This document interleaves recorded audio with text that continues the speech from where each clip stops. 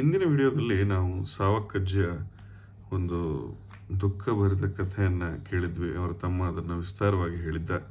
ಸಾವಕ್ಕಜ್ಜಿ ಹೇಗೆ ಮೊದಲು ಆ ಊರಿಗೆ ಒಬ್ಬ ಮಹಾತಾಯಿ ಆಗಿದ್ಲು, ಈಗ ಕಳೆದ 4-5 ವರ್ಷಗಳಿಂದ ಹೇಗೆ ಅವಳು ತುಂಬ ಸಮಸ್ಯೆಗಳನ್ನು ಅನುಭವಿಸ್ತಾ ಇದ್ದಾಳೆ. ಊರಿನವರಿಗೆ ಸಹಾಯ ಮಾಡೋದು ದೂರ ಉಳಿತು, ತನಗೆ ತಾನೇ ಸಹಾಯ ಮಾಡ್ಕೊಳಕ್ಕಾಗ್ತಾ ಇಲ್ಲ.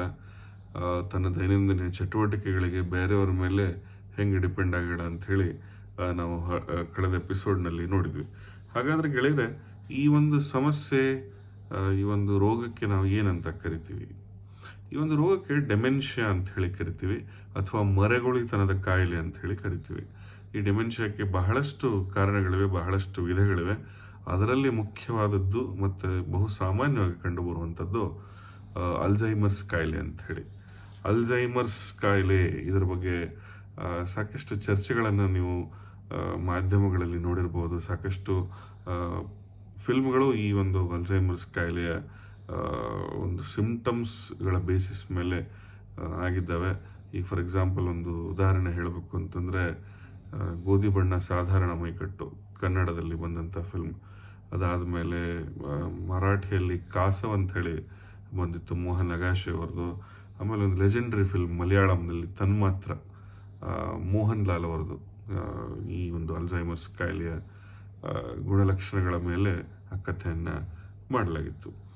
ಹಾಗಾದರೆ ಗೆಳೆಯರೆ, ಈ ಒಂದು ಅಲ್ಝೈಮರ್ಸ್ ಕಾಯಿಲೆ ಯಾರಿಗೆ ಬರುತ್ತೆ, ಹೆಂಗೆ ಬರುತ್ತೆ, ಅದರ ರಿಸ್ಕ್ ಫ್ಯಾಕ್ಟರ್ಸ್ಗಳೇನು, ಏನೇನು ಪೆಥಾಲಜಿಕಲ್ ಪ್ರೋಸೆಸ್ ಆಗುತ್ತೆ, ಮತ್ತು ಯಾವ ಅಂಗ ಈ ಒಂದು ಕಾಯಿಲೆಗೆ ಮುಖ್ಯವಾಗಿ ತುತ್ತಾಗುತ್ತೆ ಅನ್ನೋದನ್ನು ಚರ್ಚೆ ಮಾಡೋಣ. ಸಾಮಾನ್ಯವಾಗಿ 95ರಿಂದ 97-98% ಕೇಸ್ಗಳು 60ರಿಂದ ಹೆಚ್ಚಿಗೆ ವಯಸ್ಸಿರುವವರಲ್ಲಿ ಕಾಣಸಿಗುತ್ತೆ. ಇನ್ನು ಉಳಿದ 2-3% ಏನಿದೆ, ಅದು 60ಕ್ಕಿಂತ ಕಡಿಮೆ ವಯಸ್ಸಿನವರಲ್ಲಿ ಈ ಅಲ್ಝೈಮರ್ಸ್ ಕಾಯಿಲೆ ಕಾಣಸಿಗುತ್ತೆ. ಹಾಗಾದರೆ ಇದಕ್ಕೆ ರಿಸ್ಕ್ ಫ್ಯಾಕ್ಟರ್ಸ್ಗಳೇನು, ಅಂದರೆ ಯಾವ್ಯಾವ ಒಂದು ಅಂಶಗಳು ನಮ್ಮನ್ನು ಅಲ್ಝೈಮರ್ಸ್ ಕಾಯಿಲೆಗೆ ತುತ್ತು ಮಾಡಬಹುದು? ಒಂದನೇದಾಗಿ ಜೆನೆಟಿಕ್ ಅಂಶ, ಅದು ನಮ್ಮ ಕೈಯಲ್ಲಿ, ನಮ್ಮ ಕಂಟ್ರೋಲ್ ಇಲ್ಲದೇ ಇರುವಂಥದ್ದು. ಎರಡನೇದಾಗಿ ವ್ಯಾಸ್ಕ್ಯುಲರ್ ಅಂಶಗಳು ಅಂತಂದರೆ, ಈಗ ಯಾವುದು ಬ್ಲಡ್ ವೆಸಲ್ಸ್ ಅಥವಾ ರಕ್ತನಾಳಗಳನ್ನ ಅಫೆಕ್ಟ್ ಆಗುವಂಥ ಕಂಡೀಷನ್ಸ್ ಯಾವ್ಯಾವ ಇರುತ್ತೆ, ಯಾವ್ಯಾವ ರೋಗಗಳಿರುತ್ತೆ. For example blood pressure, high blood pressure ಇರ್ಬೋದು, ಡಯಾಬಿಟಿಸ್, ಮಧುಮೇಹದ ಕಾಯಿಲೆ ಇರಬಹುದು, ಅಥವಾ ಇನ್ನಿತರ ಈ ಒಂದು ಜೀವನ ಶೈಲಿಗೆ ಸಂಬಂಧಪಟ್ಟಂತಹ ಕಾಯಿಲೆಗಳೇನಿದಾವೆ ಅವುಗಳು ಈ ಒಂದು ಅಲ್ಝೈಮರ್ಸ್ ಕಾಯಿಲೆ ಅಥವಾ ಡಿಮೆನ್ಷಿಯಾಗೆ ನಮ್ಮನ್ನು ತುತ್ತಾಗುವಂತೆ ಮಾಡಬಹುದು.